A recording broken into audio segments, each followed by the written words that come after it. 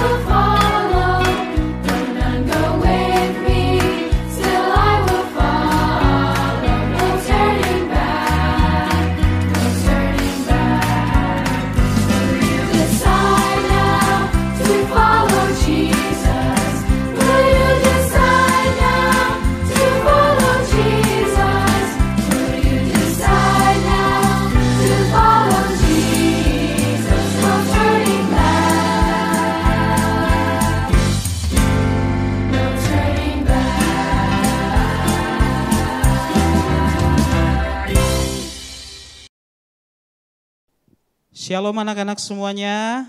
Shalom. Puji nama Tuhan, hari ini kita akan memulai ibadah Paskah kita. Apakah anak-anak bersuka cita? Puji nama Tuhan, mari kita nyanyikan lagu pertama, Girang-girang.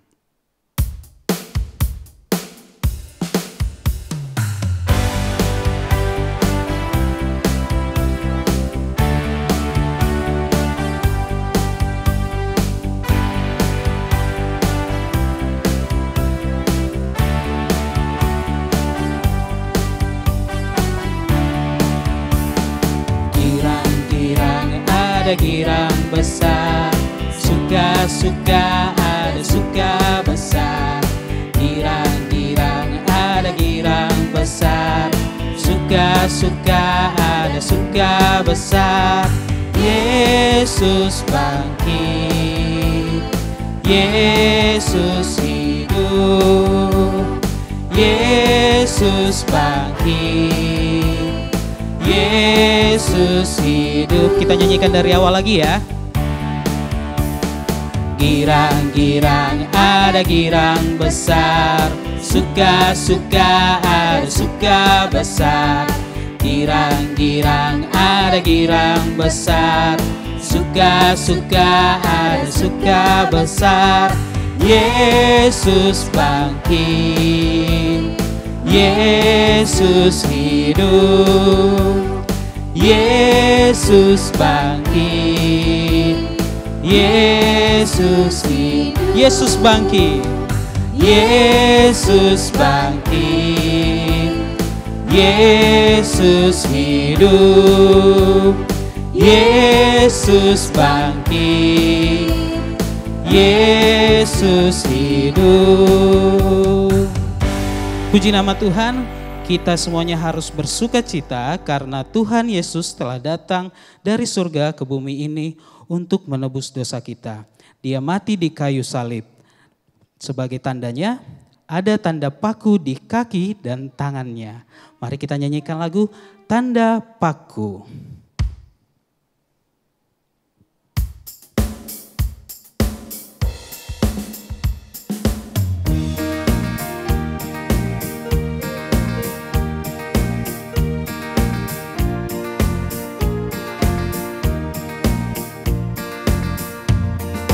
Tanda paku di kaki dan tangan, tanda cinta, tanda cinta, tanda tombak menusuk di lambung, tanda cintanya Tuhan. Itu semua sudah Tuhan terima, guna semua yang ikut Dia. Selamat orang yang tidak melihat, tapi percaya juga. Kita nyanyikan dari awal lagi ya. Tanda paku di kaki dan tangan. Tanda paku di kaki dan tangan. Tanda cinta, tanda cinta, tanda tombak menusuk di lambung, tanda cintanya Tuhan. Itu semua sudah Tuhan terima, guna semua yang mengikut Dia. Selamat orang yang tidak melihat, tapi percaya juga. Puji nama Tuhan, Tuhan Yesus telah turun dari surga ke bumi untuk menyelamatkan kita dengan mati di kayu salib. Tetapi anak-anak tidak perlu bersedih karena Tuhan Yesus telah bangkit, Dia hidup dan akan naik ke surga untuk menyediakan tempat bagi kita. Kubur kosong adalah bukti bahwa Tuhan kita telah hidup. Mari kita sama-sama nyanyikan lagu Sebab Dia Hidup.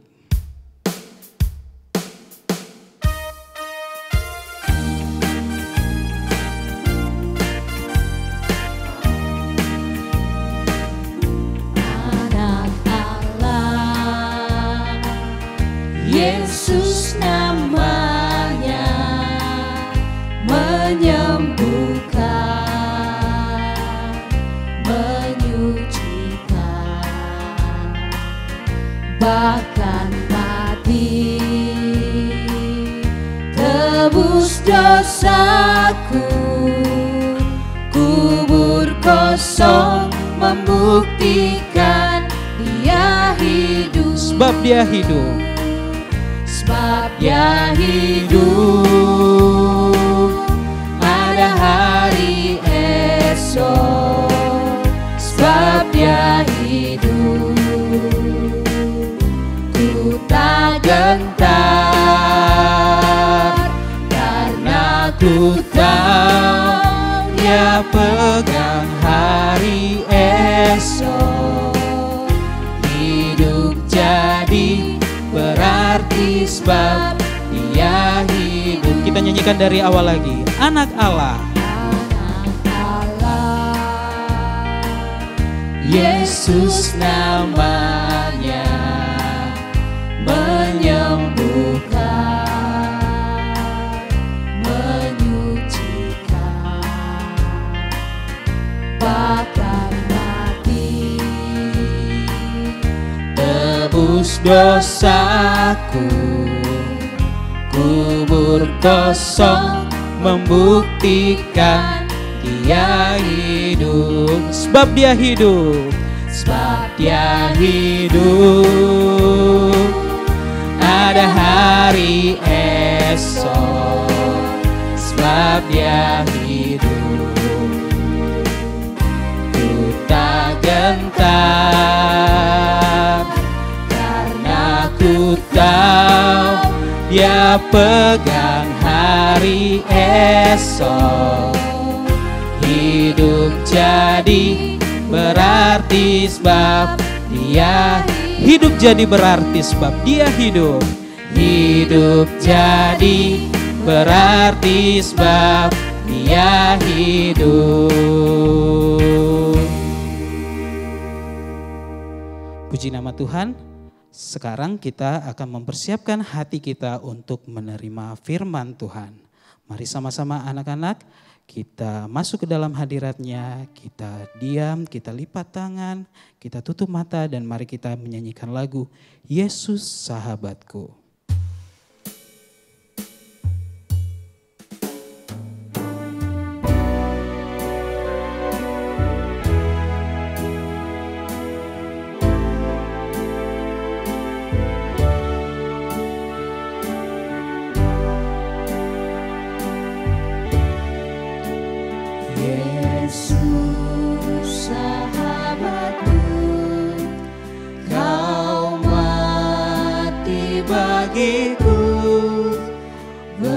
Besarnya kasih-Mu, sahabat dan Tuhanku, sampai ku besar nanti, sampai aku mati, ku kan ingat di Kau, Yesus sahabatku, sampai ku besar nanti, sampai aku mati, ku kan ingat di Kau, Yesus sahabatku dan Tuhanku. Yesus, Kau sahabatku. Yesus sahabatku, Kau mati bagiku. Besarlah kasih-Mu, sahabat dan Tuhanku, sampai ku besar nanti, sampai aku mati, ku kan ingat di Kau, Yesus sahabatku, sampai ku besar nanti, sampai aku mati, ku kan ingat di Kau, Yesus sahabatku dan Tuhanku.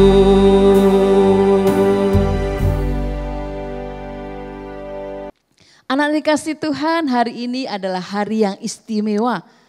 Kita boleh merayakan kemenangan Paskah bersama dengan Tuhan.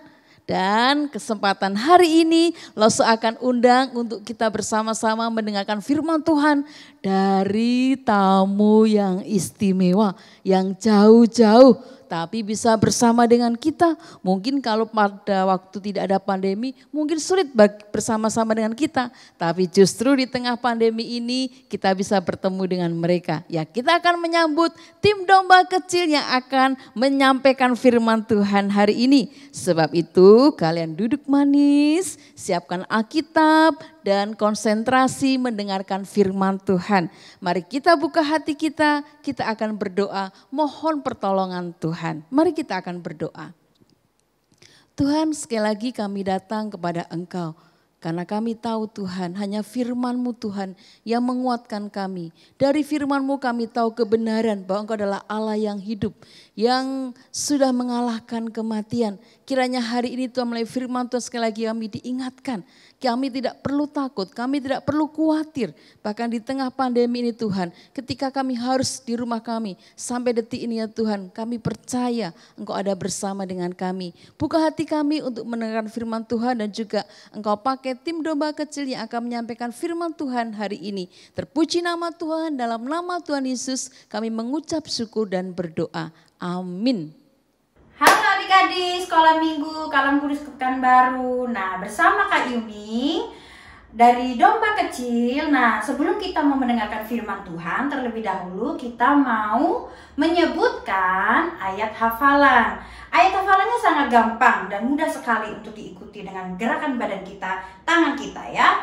Oke, ayat hafalannya ada di 1 Timotius 1 ayat 15. Oke, demikian firman Tuhan ya. Kristus Yesus datang ke dunia untuk menyelamatkan orang berdosa. Siapa orang berdosa? Saya. Nah, anak-anak sekarang boleh ikutin ya gerakannya ya. Oke, yuk sama-sama ya. 1, 2, 3. 1 Timotius 1 ayat 15. Bunyinya ikutin ya. Ikutin gerakannya juga. Kristus Yesus datang ke dunia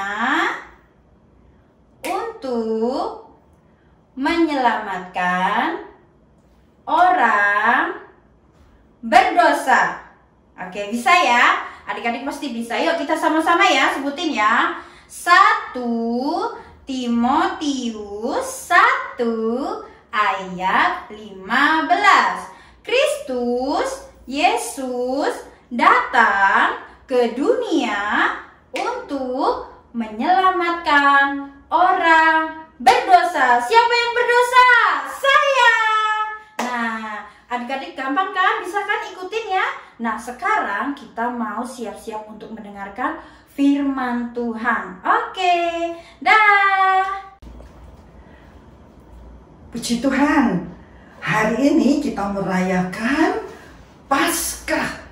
Kalian tahu arti Paskah? Paskah berarti kebangkitan Tuhan Yesus. Tapi, kalau namanya bangkit berarti Tuhan Yesus mati tadinya. Dia mati, terus dia bangkit, ya kan? Nah, Paskah hari kebangkitan Tuhan Yesus yang kita rayakan hari ini. Waktu itu kamu tahu enggak? Tuhan Yesus sebelum dia bangkit, dia harus menyiapkan dirinya untuk apa?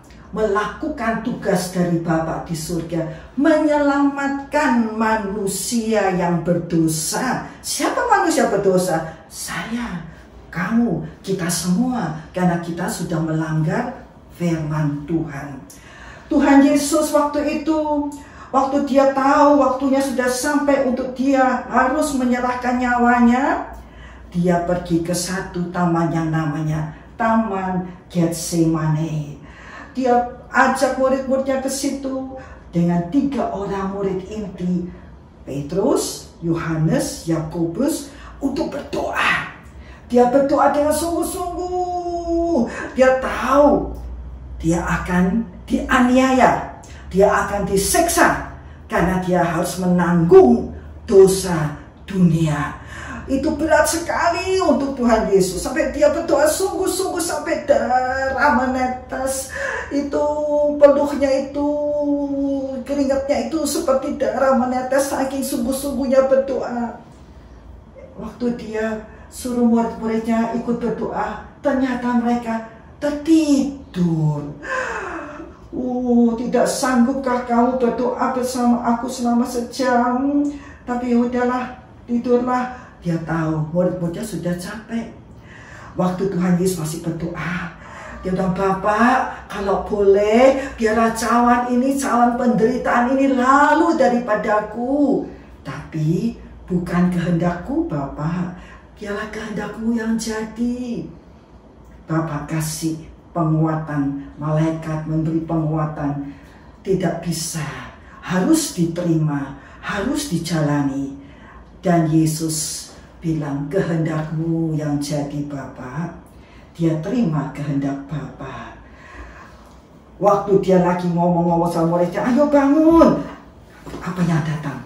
Wih, banyak tentara-tentara. Wah, datang, mau apa? Ada tentara, ada penjaga bait Allah datang untuk menangkap dia. Mereka memangnya benci sama Tuhan Yesus. Kenapa Tuhan Yesus baik? Tuhan Yesus mengajar, menyembuhkan, mengusir setan, tapi dia dibenci dan dia mau dibunuh. Tahu enggak siapa yang memimpin prajurit-prajurit dan orang-orang yang mau menangkap Yesus itu? Salah seorang murid Tuhan Yesus sendiri yang namanya Yudas Iskariot. Dia yang yang akan kucium, itu dia, tangkap dia. Tuhan Yesus tahu semuanya akan terjadi. Tuhan Yesus membiarkan dirinya ditangkap. Tuhan Yesus tidak melawan. Tuhan Yesus tahu ini kehendak Bapa. Dan mereka kemudian mengikat Tuhan Yesus dan dia dibawa ke Kayafas tadinya. Dari Kayafas, imam besar, dia dihakimi dan orang-orang bilang dia harus dihukum mati, kata Kayafas. Iya, dia menghujat Allah. Dia menganggap dirinya anak Allah. Dia harus dihukum mati. Yuk, kita bawa dia ke Pontius Pilatus. Pontius Pilatus itu adalah gubernur yang pada waktu itu memerintah. Dan Pontius Pilatus itu waktu didatangin di gedung ini, gedung pengadilan. Pagi-pagi loh, masih pagi sekali. Orang-orang banyak sudah datang teriak-teriak. Pontius Pilatus, ini ada masalah, ada perkara. Pontius Pilatus yang masih mungkin mengantuk-ngantuk, dia kemudian, apa sih Pontius Pilatusnya tuh, ada apa sih ini? Aduh, kok ribut-ribut sih, ada apa ini? Pontius Pilatus kemudian dia keluar dari gudang, dia tanya, memangnya ada apa sih ribut-ribut pagi ini? Waktu dia ngomong gitu, ini kami datang membawa orang ini ke hadapanmu. Kenapa dia? Iya, dia mau anggap dirinya raja. Dia bilang dia raja. Kan kita cuma punya satu raja, yaitu raja di Roma itu.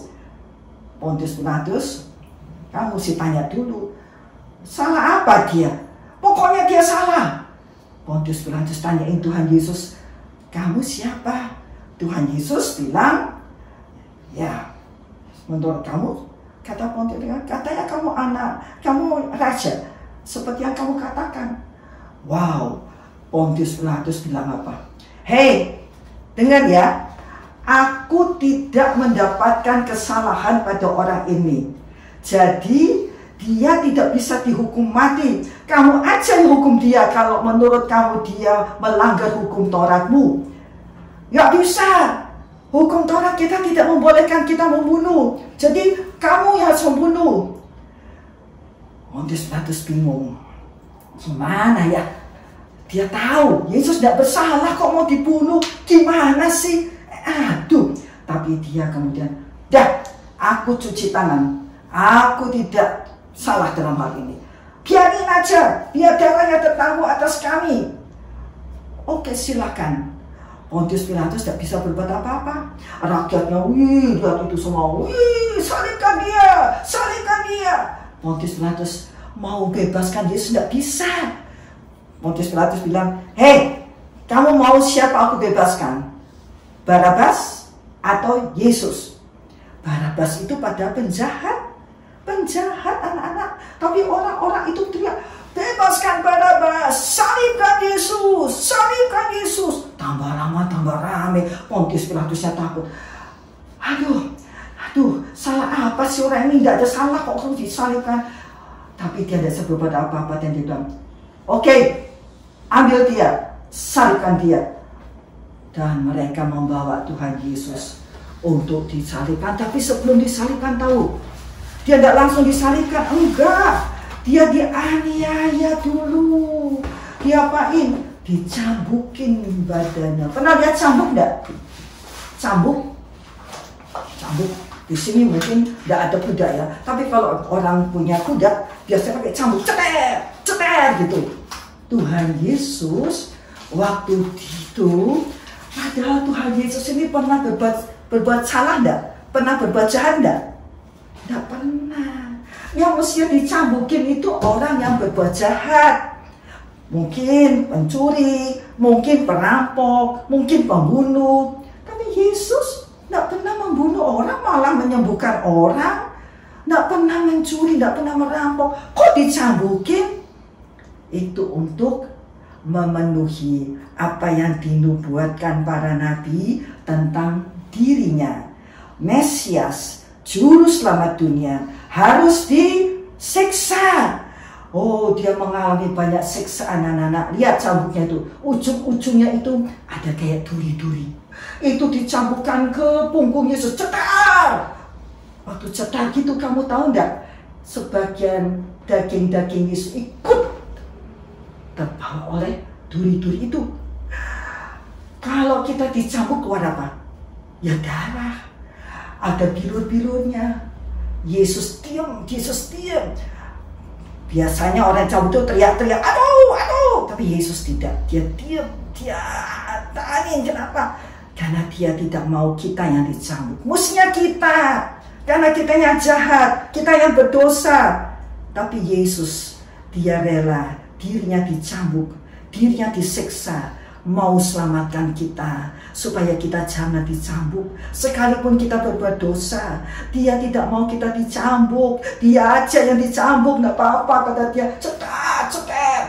Tuhan Yesus benar-benar habis ini dagingnya, darah semua. Belum lagi apa? Orang-orang itu bikin mahkota. Hei, kamu raja ya? Kasih mahkota. Mahkotanya bukan mahkota emas. Mahkota duri ditancapkan di kepala Yesus.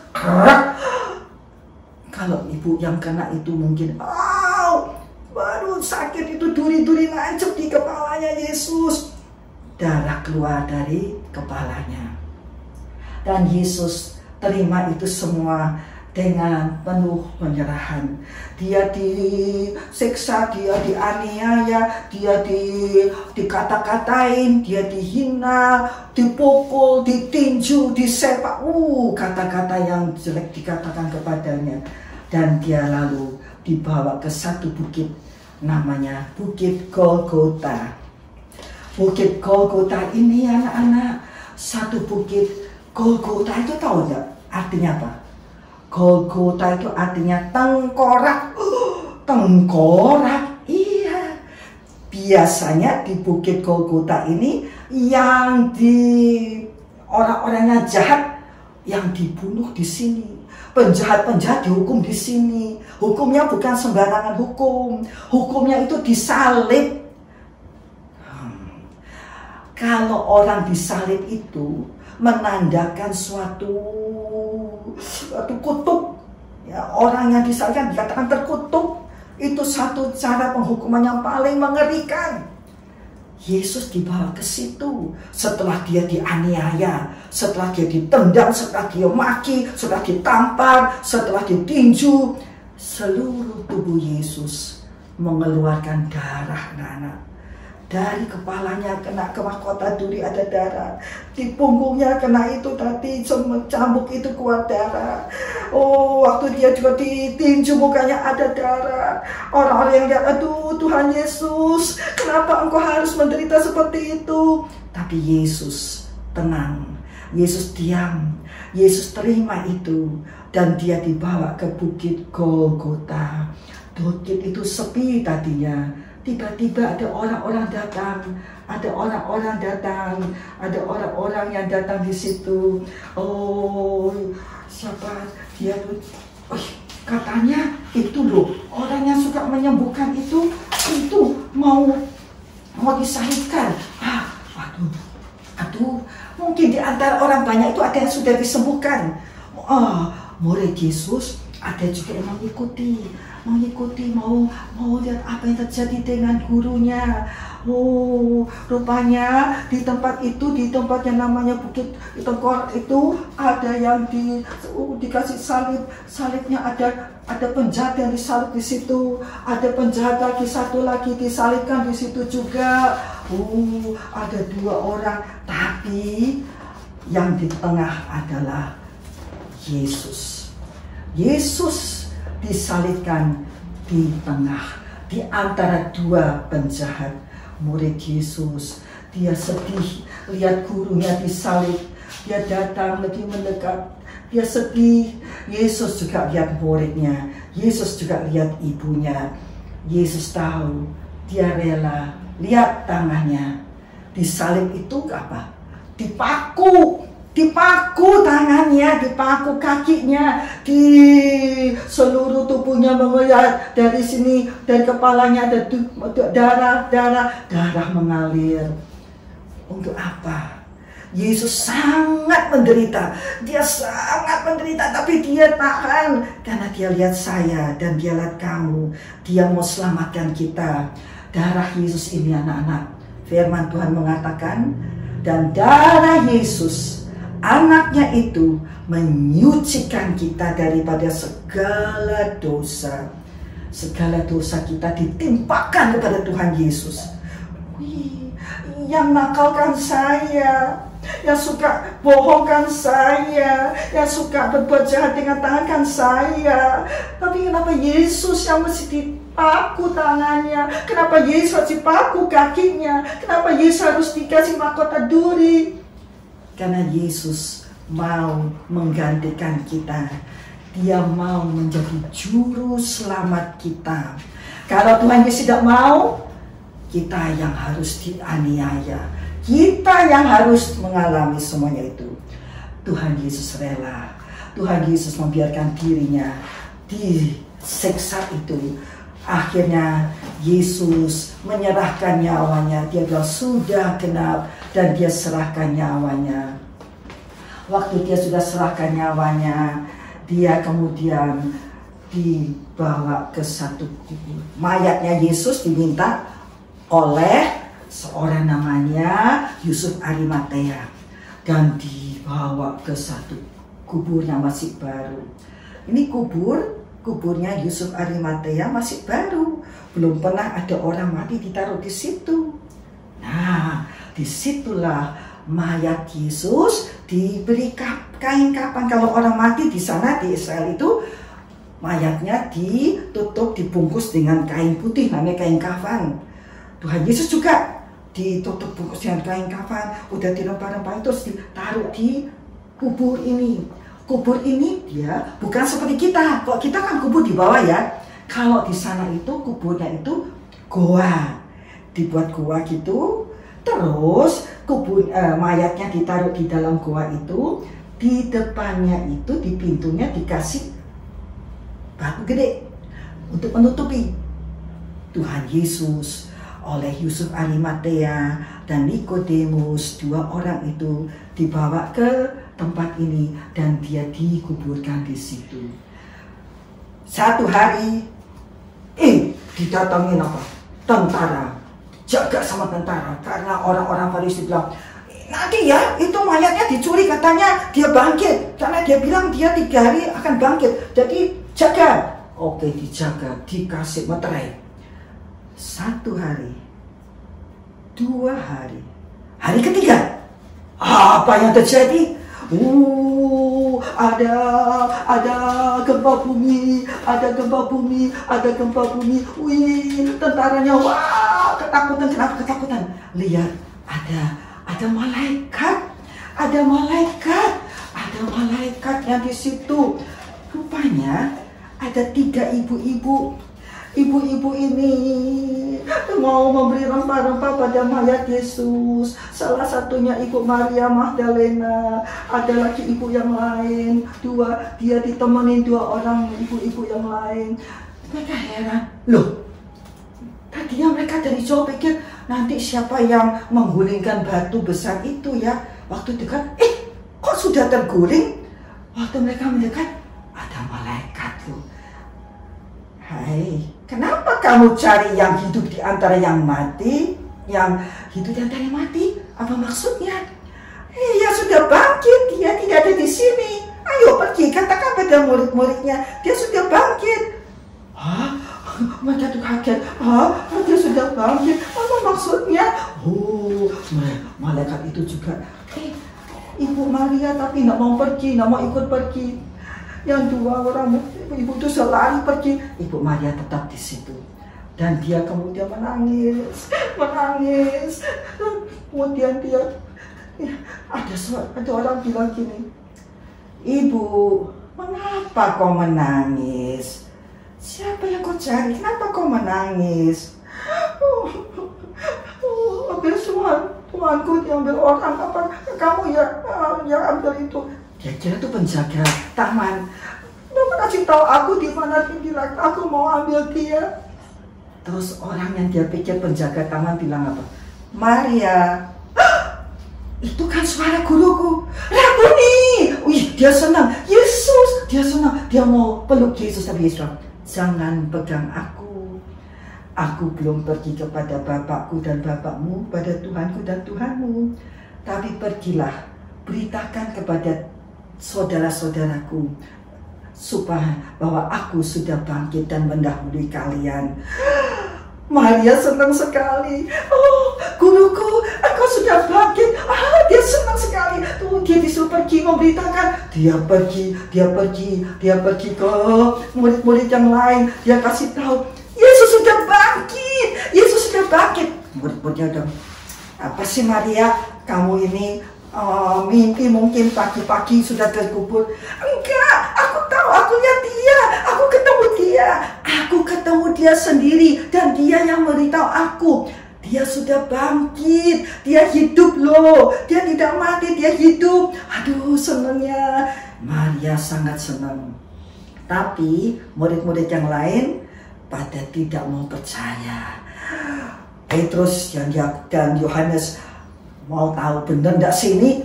Mereka lari ke kubur itu. Mereka lihat, benar loh, kosong, tidak ada mayatnya. Hanya ada kain kapan yang terlipat, peluh di muka yang terlipat. Dan mereka kemudian kembali kepada teman-temannya. Iya, tidak ada. Tapi tidak ketemu sama Yesusnya sih. Kecuali Maria Magdalena tadi ketemu ya, lihat Tuhan Yesus sendiri. Anak-anak, itulah yang kita peringati. Yesus yang bangkit. Untuk apa? Selamatkan kita. Dia sudah serahkan nyawanya. Dia mau selamatkan kita. Dia cinta kita. Dia beri dirinya untuk selamatkan kita. Yuk, kita sekarang berdoa bilang terima kasih sama Tuhan Yesus ya. Lipat tanganmu, tutup matamu. Kita akan berdoa. Tuhan Yesus, terima kasih. Luar biasa kasih-Mu kepada kami. Tuhan, Engkau rela mati menggantikan kami. Ketika Engkau dipaku tangannya, mestinya kami Tuhan, karena kami sering berbuat jahat dengan tangan kami. Mestinya kami yang dipaku kakinya Tuhan, karena kami sering juga pergi ke tempat-tempat yang tidak berkenan kepadamu. Mestinya kami yang dikasih duri di atas kepala kami, karena seringkali kami pikir pikiran tidak benar. Tapi Engkau rela, Engkau terima semua itu, karena Engkau mau selamatkan kami. Terima kasih Tuhan Yesus, terima kasih Engkau mau jadi juru selamat kami. Tuhan, datanglah Datanglah, masuklah dalam hati kami, terangi hati kami. Saya percaya firman-Mu yang mengatakan, darah Yesus menyucikan saya daripada segala dosa saya. Saya percaya Tuhan Yesus, hati saya telah Engkau sucikan karena saya percaya kepadamu. Terima kasih Tuhan Yesus, dengar doa saya. Dalam nama Tuhan Yesus Kristus, Tuhan dan Juru Selamat kami hidup, kami sudah berdoa dan mengucap syukur. Haleluya. Amin. Selamat Paskah anak-anak. Tuhan Yesus memberkati. Amin. Nah, anak-anak, senang ya hari ini meskipun kita merayakan Paskah di rumah masing-masing. Biasanya kita ada kegiatan yang lain ya, ada mencari telur, lomba Paskah dan sebagainya. Tetapi meskipun kita merayakan Paskah, beribadah di rumah kita masing-masing, tidak mengurangi sukacita kita. Kalian boleh membuat permainan di rumah masing-masing ya. Seperti biasanya kalau kita ada di sekolah minggu bersama papa, mama dan saudara-saudara kalian. Nah, mari kita bersama-sama akan bangkit berdiri sekali lagi mengakhiri ibadah hari ini mengucap syukur kalau kita diberi kesempatan tetap bersukacita di hari Paskah ini. Yuk kita berdiri. Sekali lagi kami bersyukur Tuhan boleh merayakan Paskah dengan memuji Tuhan, dengan mendengarkan firman Tuhan. Sekalipun tidak ada perayaan yang biasanya kami kerjakan, kami lakukan bersama-sama. Tetapi kami sungguh bersyukur karena Engkau adalah Allah yang hidup yang kami percayai sampai hari ini bahkan sampai selama-lamanya. Kiranya Engkau memberkati setiap kami di rumah kami masing-masing.